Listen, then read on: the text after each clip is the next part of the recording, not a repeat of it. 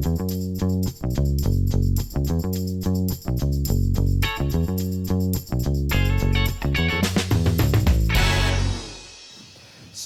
how many versions? You've got 3 credited writers, yourself and 2 others. At what point did those other writers come into the process? It's a long story. I don't know if you want to go. That's a Writers Guild issue, but 95 was one and 2001 was the other. Now, did they rewrite you, or did you hire them to write this? I started them off. We supervised, and they worked both very hard, many versions. But it didn't get made, you know. It's one of those things. It's a very complicated script, perhaps too complicated. You've seen it twice now? Right. I've watched both versions of it. Well, for example, in the director's cut, a big issue, and it was, the backstory with the mother and the father is fascinating. In the original theatrical cut, some of those scenes are moved to the front, in front of the Battle of Guatemala. I was going to say Guatemala. I mean Gaugamela. But so the character of Colin is introduced as a young man who's soft with his mother and defiant with his father. So you see him. But in the new version you saw tonight, it went from the cave with the young man right to the battle. It was a transition. Father had been killed. Time had passed. Ptolemy was controlling the story. He was telling it the way he wanted to tell it. So in that scene, you don't find out what happened, but you understand what happened because after the battle, something strange happens. If you look closely, he goes back to the cave. We go back to the cave, which we didn't do in the original. And we told the rest of that story that the father said about the myths. And he talked about the Titans.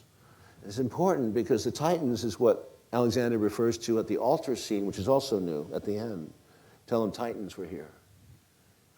Alexander had, I think, recognized that the Titan, what the father says is the Titans, the ashes of the Titans were were mixed with mortal men by Zeus, and giving birth to this flawed human being that was all of us, that was Alexander too.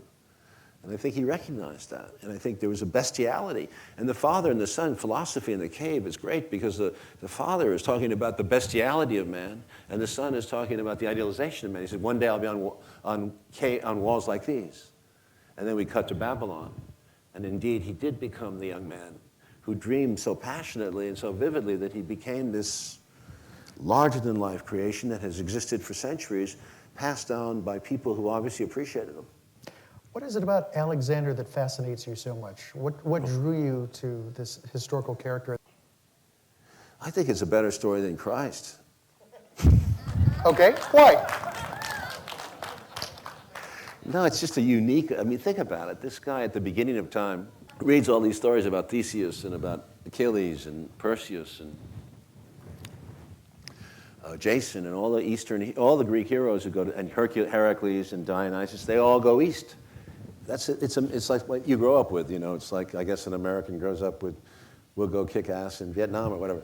But here they go east, and they find, they all take back from the east to the west. They carry back the loot. The Jason takes back Medea, the golden fleece.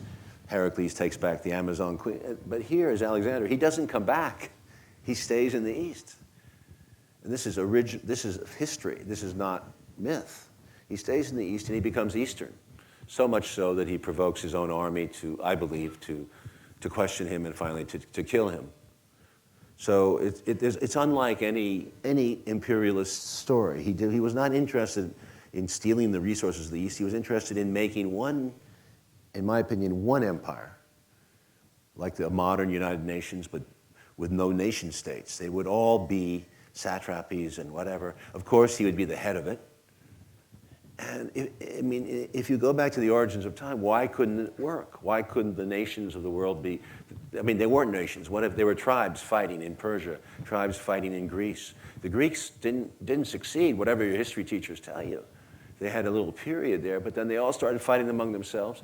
The city-states, war after war, the Peloponnesian War. It's over. The Greeks don't work. It's Philip and Alexander together who really bring back the idea of a Hellenic culture that works and spread it all over the world. And Alexander, what I love about him is he knew no bounds. He was Icarus. He knew no limits. His belief was that it could work. He would go on, he'd take everything he could in India, combine it, and then go west to Saudi Arabia, Spain, as he says in the movie. And you know, for all we know, it worked for 11 years because there were very few revolts behind Alexander. He succeeded. Wherever he traveled, there was peace in his wake. If anyone broke the treaty with Alexander, he went back and he basically was ruthless with them. But that set the tonality, and there were very few revolts in that whole era.